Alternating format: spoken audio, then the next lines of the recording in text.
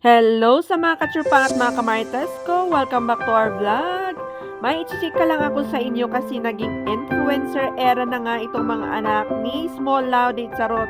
At eto nga si Team Laude, pangatlong anak na lalaki ni Tita Small Laude na maraming nagkaka-crush sa kanya kasi iba yung appeal niya kasi. Baka ikaw rin ang isang nagkaka-crush sa kanya, Charot! At eto nga, napapost na din siya ng mga ganap nila sa Africa. Ayan. So, this one is very late post. At may caption siya dito na I bless the rains down in Africa. Which is nagustuhan ito ni Miss Karen Davila na caption ng post niya na ito. I bless the rains down in Africa. Wow. So, keep on watching.